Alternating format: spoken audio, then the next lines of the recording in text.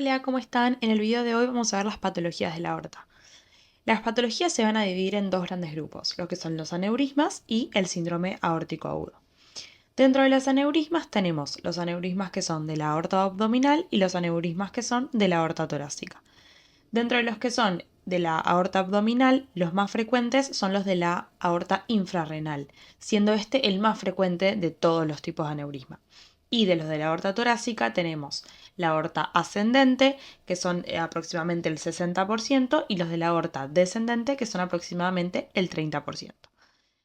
Dentro de los de la aorta ascendente, la causa más frecuente suele ser la necrosis quística de la media por enfermedades del tejido conectivo, sobre todo en pacientes jóvenes. Y cabe resaltar que la causa más frecuente de los aneurismas son los factores de riesgo cardiovascular, siendo el más importante la aterosclerosis. Esto en cuanto a la localización. Yéndonos para la clínica, hay que saber que la clínica de los aneurismas suele ser asintomática, se va a manifestar como una masa palpable, pulsátil, que no duele. En cambio, cuando presenta síntomas, los más frecuentes son que causen dolor constante por el crecimiento, que comprima estructuras, por ejemplo, generando disfonía, ronquera, disnea, disfagia. Esto, por supuesto, va a depender de la localización del aneurisma, como vimos que hay diferentes tipos. También puede generar émbolos periféricos o también se puede romper y esto va a generar un dolor súbito y, por supuesto, una situación de shock.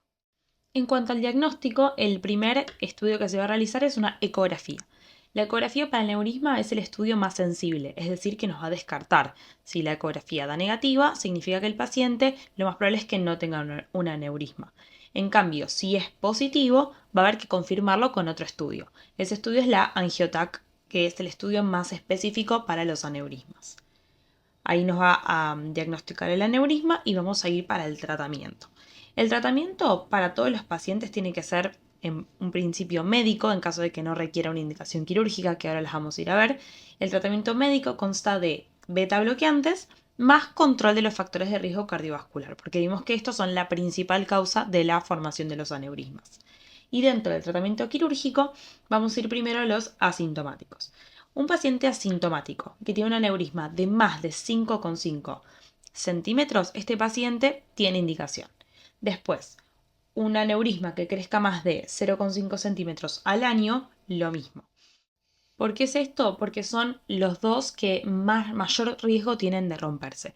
Se vio que a partir de este punto de corte, los aneurismas tendían a complicarse, por lo que es mejor, en el caso de que el paciente sea asintomático con este tipo de tamaño de aneurisma, operarlos a tiempo. Hay dos excepciones en las cuales aumentan o disminuyen el punto de corte.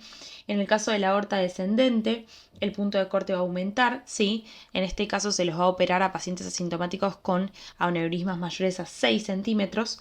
Esto es porque en el caso de la aorta descendente el riesgo es menor a romperse, por ende se amplía un poco más el punto de corte.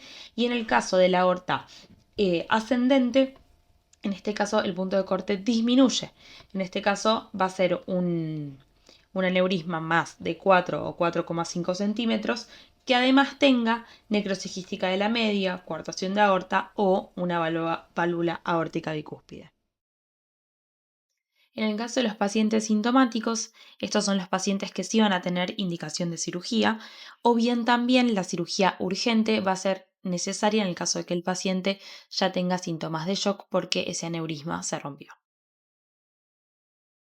Bien, una vez que sabemos que nuestro paciente va a tener que someterse a una cirugía, la pregunta es si esta cirugía es una cirugía abierta o bien puede ser un tratamiento endovascular, que típicamente es con acceso por vía femoral.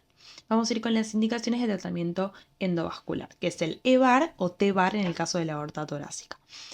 Los pacientes que van a ser candidatos para este tipo de tratamiento son pacientes con alto riesgo quirúrgico o bien en la aorta descendente cuando no hay necrosis quística de la media.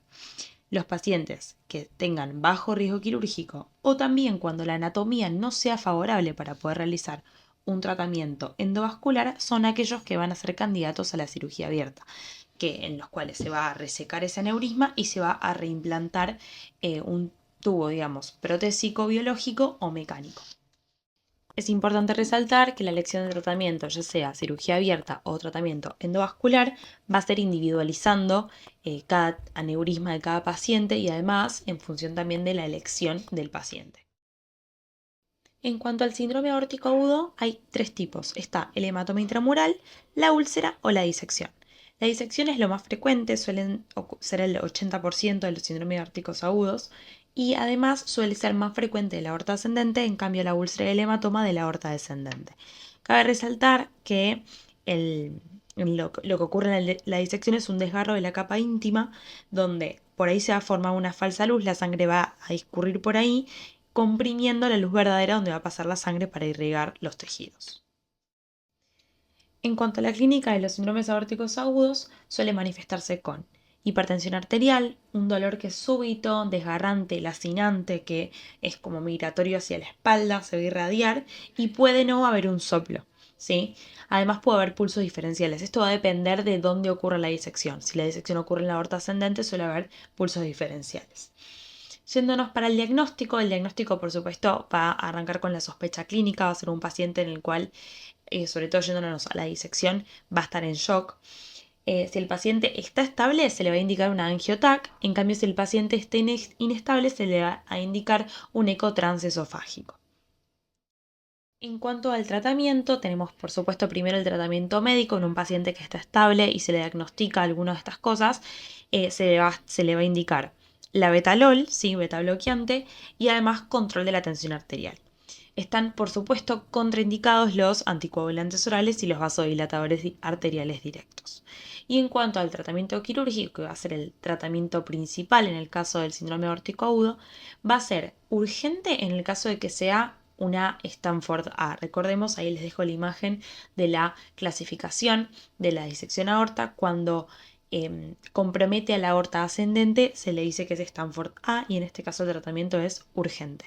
En caso de que sea Stanford B, cuando no compromete a la aorta ascendente, va a ser inicialmente conservador. Ahí es donde tenemos el tratamiento médico.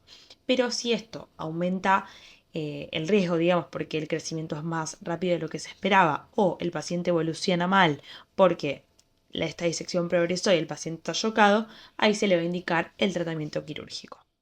Y hasta acá llegamos con las patologías de la aorta. No duden, si tienen alguna consulta, de dejármela en comentarios.